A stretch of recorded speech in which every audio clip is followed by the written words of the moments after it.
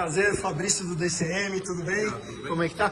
Senador, como que você vê esse afago que o Trump fez hoje ao presidente Lula, falando inclusive de encontrá-lo, chamando ele de um cara muito legal? Como fica agora a ala bolsonarista? Eles perderam agora o discurso até do apoio do Trump?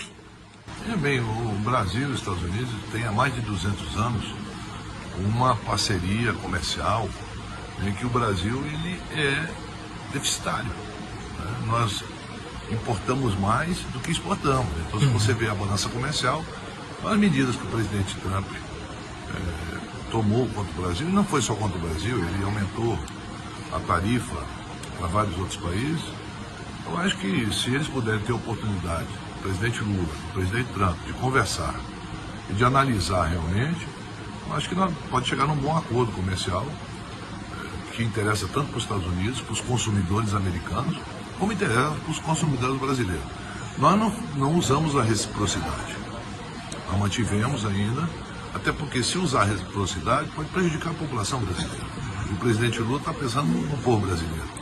Não é na questão de quem é maior, quem é melhor, porque então é sem arroubos, né?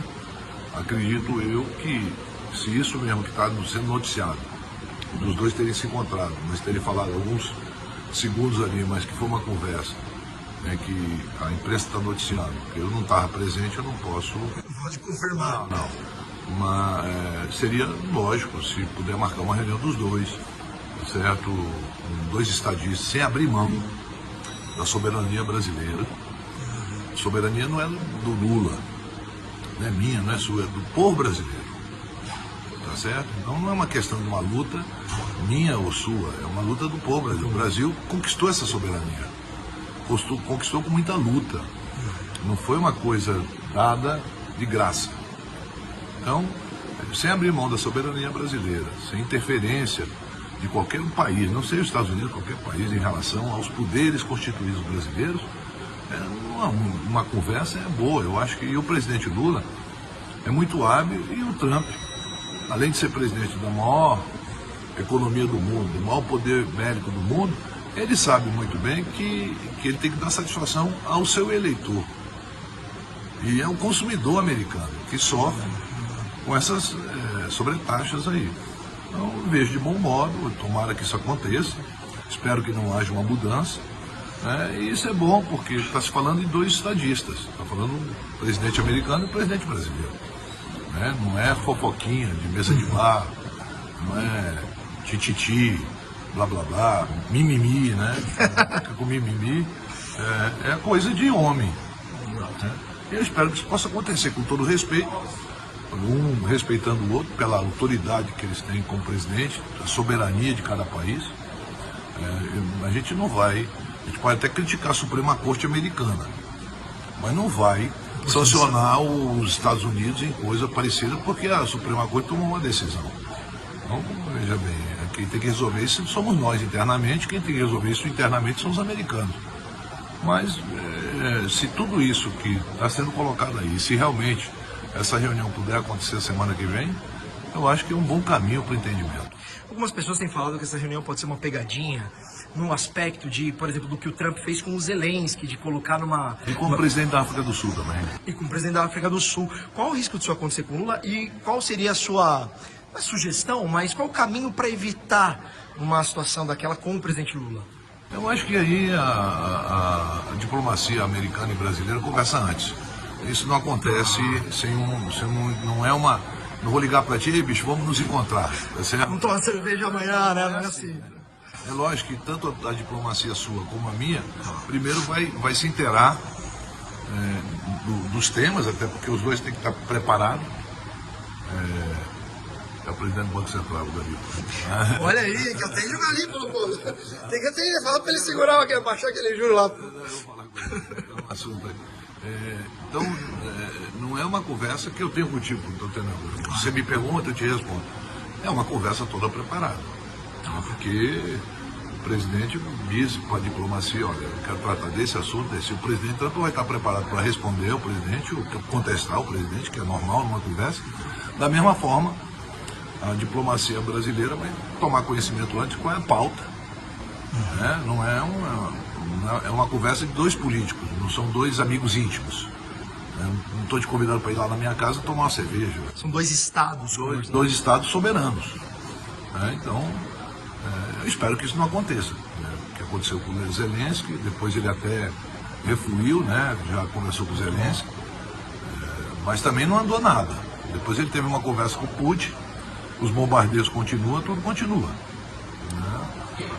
E a gente fica naquela de torcer para que tudo ocorra bem. Não é pelo Lula, não é pelo Trump, é pelo povo brasileiro e pelo povo americano. É importante que as divergências ideológicas eles tenham. Por exemplo, o presidente, a primeira conversa que ele conversou com o Bush era republicano, eles tiveram um bom entendimento durante os anos que os dois foram presidentes. Então não é para questão de ser republicano ou democrata. Então aí são duas nações, uma importa, outra exporta, uma exporta, outra importa, os dois precisam de matéria-prima ou bens finais, como nós precisamos, de tecnologia, de uma série de coisas deles, mas eles precisam do agro nosso, do nosso café, da nossa laranja, de frutas, de muitas coisas que a gente enviava para os Estados Unidos e hoje tem alguns problemas lá de aumento de preço.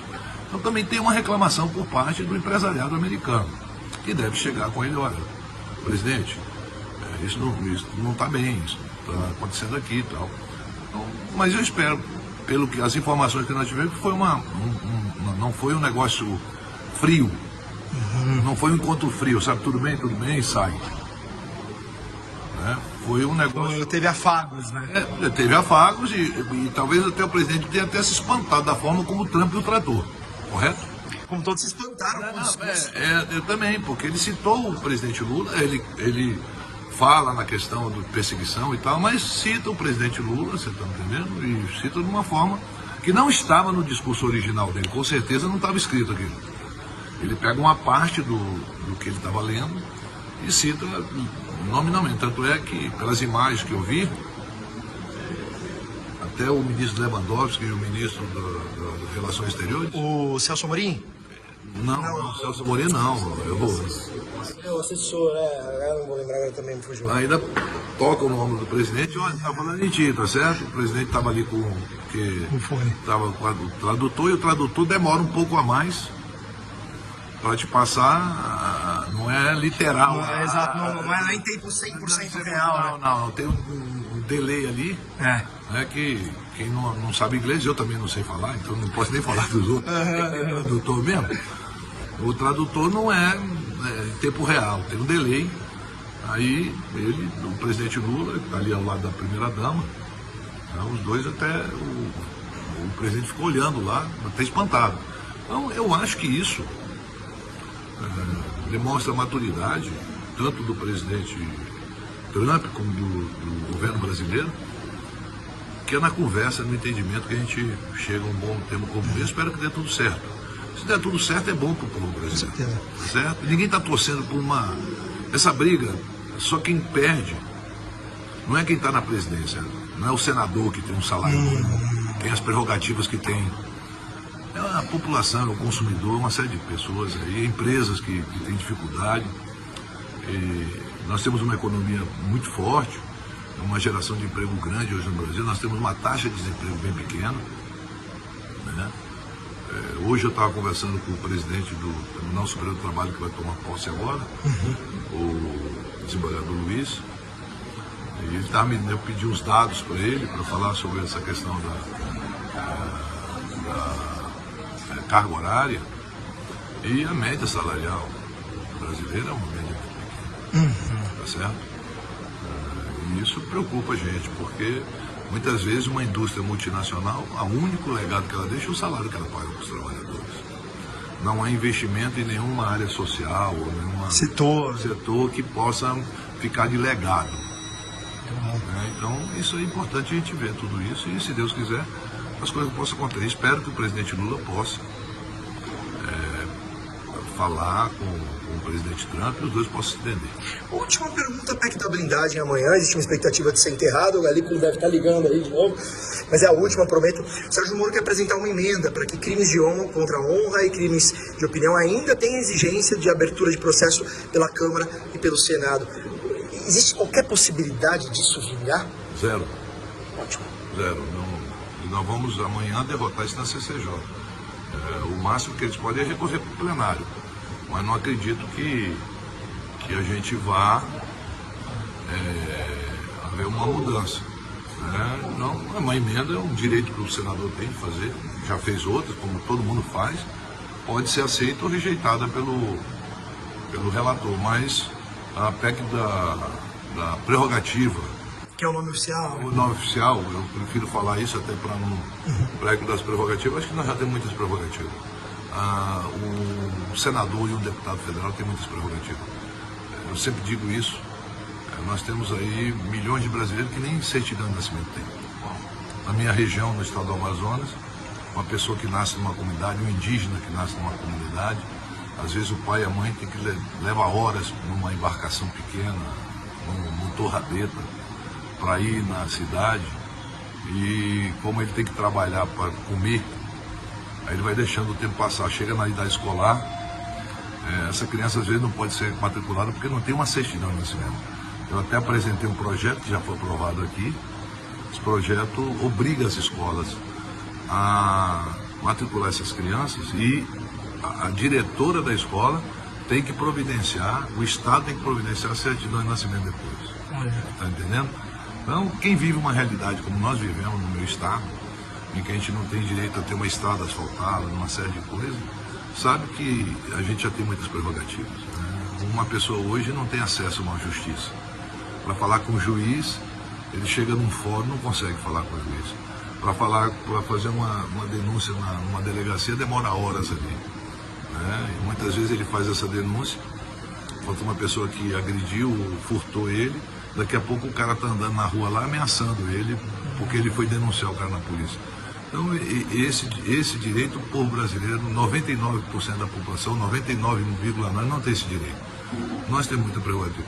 Eu tenho, para você ter uma ideia, eu tenho um passaporte vermelho. Quantas pessoas têm um passaporte vermelho? Além de mim. Os 81 senadores e os deputados federais e algumas autoridades, ministros. Mas ninguém. O cidadão comum não tem direito a isso. Então, tá bom de prerrogativa. Obrigado, senador. Um abraço. Um abraço, até mais. Muito bom aqui, nosso querido senador Omar Aziz, aqui pro Diário do Centro do Mundo.